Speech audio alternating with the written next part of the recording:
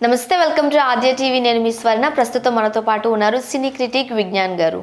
నమస్తే విజ్ఞాన్. నమస్తే అండి. సార్, మూవీ రిలీజ్ అయింది ఈ రోజే, రివ్యూ ఎట్లా ఉంది? సినిమా గురించి మాట్లాడుకోవాలంటే ఇదొక వ్యక్తిత్వ వికాస క్లాస్ లాగా ఉందన్నమాట.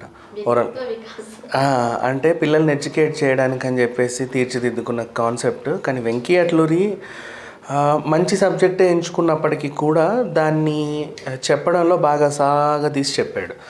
ఎలా అంటే ఫర్ ఎగ్జాంపుల్ కథ విషయంలోకి వెళ్తే ఇప్పుడు బేసిక్గా స్టార్టింగ్లో 2 నిమిషాల్లో కార్టూన్ స్టోరీ వస్తుంది. ఆ రోజుల్లో ఎప్పుడో 1993లో పివి నరసింహారావు గారు, మన్మోహన్ సింగ్ గారు వీళ్ళు ఉన్న టైంలో విద్య అనేది ప్రైవేటీకరణ అయ్యింది. అప్పటి నుంచి ప్రైవేట్ కాలేజీలు బాగా దోచుకుంటున్నాయి. గవర్నమెంట్ కాలేజీలో గొప్ప గొప్ప లెక్చరర్లు ఉన్నా కూడా వాళ్ళని ప్రైవేట్ కాలేజీలు కొనుక్కొని వీళ్ళ దగ్గర ఉన్న పనికిరాని పిచ్చి అంటే నార్మల్ తక్కువ గ్రేడ్ ఉన్నటువంటి లెక్చరర్స్ని గవర్నమెంట్ కాలేజీల్లో పెట్టి ఆ విద్యని కావాలనే నాశనం చేశారు. సాధారణంగా అందరికీ ప్రైవేట్ కాలేజీలపై మొగ్గు కలిగేలా చేసి దోచుకుంటున్నారు అనేది వీళ్ళు చెప్పాలనుకున్నారు సినిమా ద్వారా. అండ్ కథ ఇతివృత్తానికి వస్తే ఒక 45 మంది, ఒకే ఊర్లో ఉండే 45 మంది పిల్లలు, 46 మంది పిల్లలు వాళ్ళ చదువులు అంటే ఒకరు కూలి పని, ఒకరు నాలి పని, ఒకరు పేకాట, ఒకరు తాగుడు, ఒకరు దానికి ఇట్లందరూ రకరకాలుగా యూత్ బానిసలు అయిపోయిన తర్వాత వాళ్ళని చక్కదిద్దడానికి చదువు మంచి మార్గం అని చెప్పేసి వాళ్ళకి మంచి ఎడ్యుకేషన్ ఇచ్చి పైగా ఎంసెట్ ర్యాంకులు తెప్పించేలాగా ఒక సార్ అనేవాడు ధ్యేయం పెట్టుకున్నాడు. సరే, ఓవరాల్గా కథ ప్రకారంగా బాగానే ఉంది, వాళ్ళు బాగానే తీర్చిదిద్దినప్పటికీ కూడా స్క్రీన్ ప్లే బాగా సాగినట్టు అనిపిస్తుంది. అంటే ఇప్పుడు మనకి స్టాలిన్ సినిమా చూసాం కదా చిరంజీవిది, 3 మంచి పనులు చేసి ఇంకో ముగ్గురు చెప్పండి అన్నట్లుగా. ఇక్కడ వీళ్ళ ఎంచుకున్న థీమ్ అంతే. అంటే అదెందుకు చెప్పాను అంటే ఇప్పుడు 45 మంది స్టూడెంట్స్ ఉన్నారు, వాళ్ళందరినీ చక్కదిద్దాలి అంటే పర్వాలేదు, ఓ మోస్తారు బాగానే ఉంది.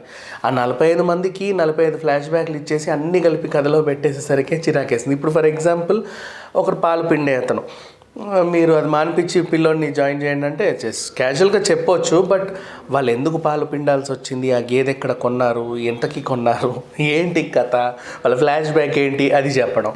మళ్ళీ పోనీ ఒక ఆవిడ దోశలు వేసుకునే ఆవిడ కొడుకు హోటల్లో పని చేయకుండా వాడిని కూడా చదువులోకి రప్పించాలి. ఆవిడ ఎందుకు దోశల బండి పెట్టింది, ఎంత పెట్టి పెట్టింది, రోజుకి ఎన్ని దోశలు వేస్తుంది, ఇవన్నీ మనకు అనవసరం. బట్ అంటే అంత డీటెయిలింగ్ బాగా ఎక్కువ అయిపోయింది అనమాట. ప్రతి దానికి ఒక క్యారెక్టర్ వస్తే చాలు దానికి ఒక డీటెయిలింగ్, ఒక క్యారెక్టర్ వస్తే దానికి ఒక డీటెయిలింగ్. చెప్పులు కుట్టేవాడి దగ్గర నుంచి అందరూ, ఈవెన్ ఆ ఊరి ప్రెసిడెంట్ కూతురు వరకు కూడా ప్రతి ఒక్కరికి ఒక ఫ్లాష్ బ్యాక్లు ఇచ్చేసరికి బాగా ఏంటి ఇన్ని కథలు ఒక దగ్గర ఉన్నాయి ఏంటా అనిపించేది. అంటే ఫర్ ఎగ్జాంపుల్ మనకి చిన్నప్పుడు సాయిబాబా కథలు వచ్చేవి సీరియళ్ళల్లో. ఏముంటుంది, ఒక్కొక్కరికి ఒక్కొక్క కష్టాలు ఉంటాయి, వాళ్ళని సాయిబాబా తీరుస్తా వెళ్తూ ఉంటాడు. ఇక్కడ కూడా ఈయన కూడా సినిమాల్లో ఒక దేవుడు, అంటే చదువు చెప్పే దేవుడు అనుకోండి, ఉపాధ్యాయుడే దేవుడు. ఇక్కడ ఒక్కొక్కరికి ఒక్కో ప్రాబ్లం, కానీ అందరికీ ఒకటే సొల్యూషన్, వాళ్ళు చదువుకుంటే కుటుంబం బాగుపడుతుంది అనేది ఈయనకి తెలిసిన విషయం. ఆ విధంగా వీళ్ళని ముందుకు తీసుకెళ్ళడానికి ఆయన పడ్డ తాపత్రయం. ఈయనతో పాటు సేమ్ అదే మైండ్ సెట్ ఉన్న హీరోయిన్, ఇద్దరు కలిసి అదే జర్నీ చేయడం, ఈ విధంగా కొంచెం అనిపించింది. బట్ ఫస్ట్ హాఫ్ అంతా సాగదీత ఎక్కువైనా సెకండ్ హాఫ్ కొంచెం పుంజుకొని పర్వాలేదులే అన్నట్టు అనిపిస్తుంది. కాకపోతే ఫస్ట్ 2 గంటల్లోనే మనకు కథ అర్థమైపోతుంది. వాళ్ళు ఎప్పుడైతే ఆ కార్టూన్లో అసలు జరిగింది ఇది అని చెప్పారో అప్పుడే అర్థమైపోయింది మనకు, ఓహో ఇది కదా, వీళ్ళని ఇలా చేశారు, ఈయన ప్రైవేట్ ఇన్స్టిట్యూట్ పెద్ద ఆయన, వీళ్ళని హింస పెడతాడు, ఈయన అతనితో పోరాడి పిల్లల్ని గెలిపిస్తాడు. ఈదా అండ్ విచిత్రం ఏంటంటే 46 మందికి టాప్ ర్యాంకులు వచ్చేస్తాయి.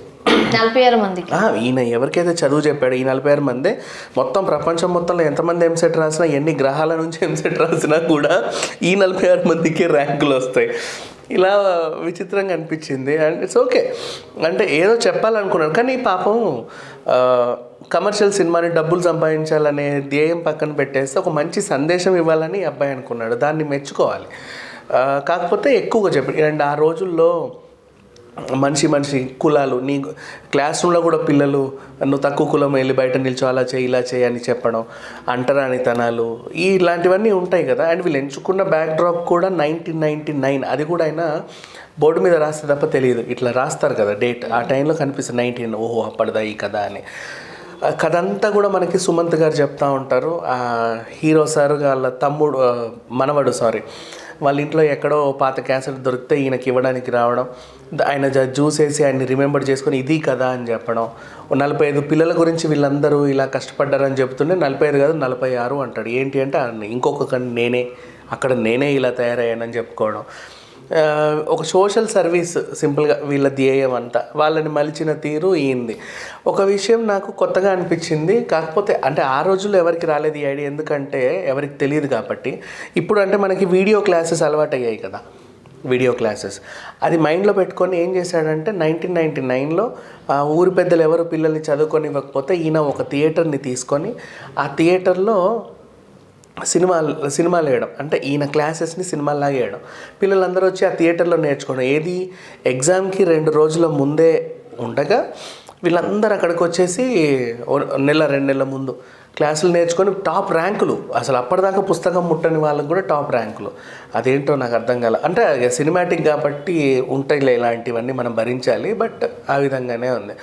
ఒక విషయానికి వస్తే సినిమా స్టార్ట్ అయినప్పుడు ఏంటి ఇలా ఉందని అందరూ అనుకున్నారు. ఇంటర్వెల్లో అందరూ వెళ్ళిపోయిన తర్వాత నాకు అనిపించింది వీళ్ళందరూ మళ్ళీ వస్తారా రారా అని.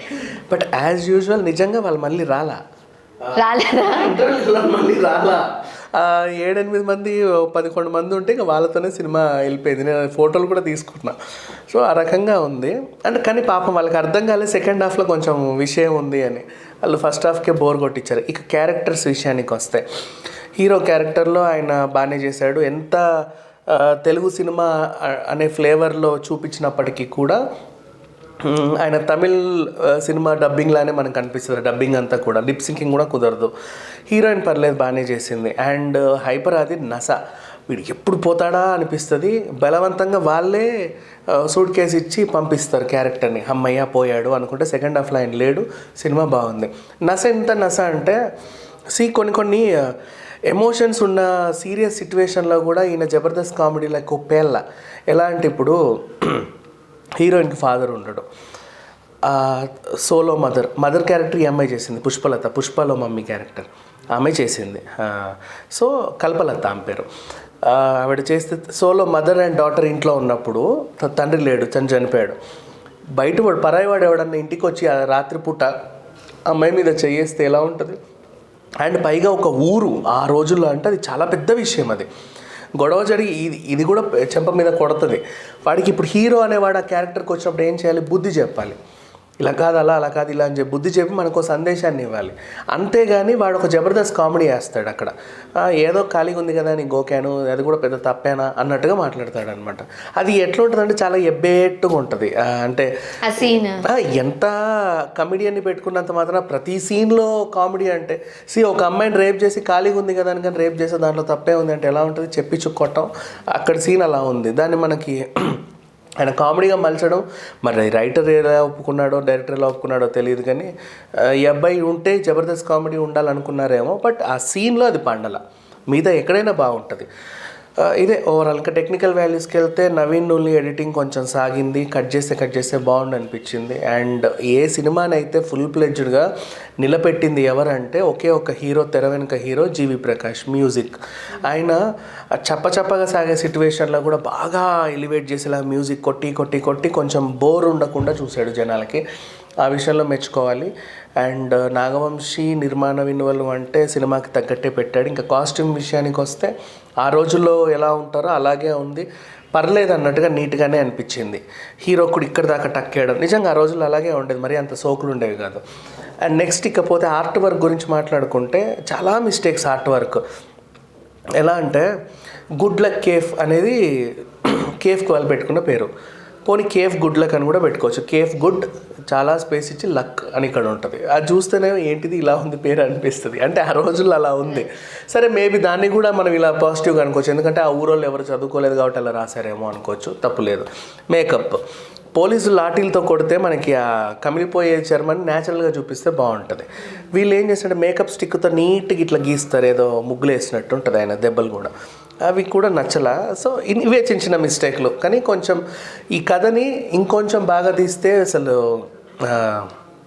బ్రేకింగ్ రిజల్ట్స్ వాళ్ళు తేవచ్చు.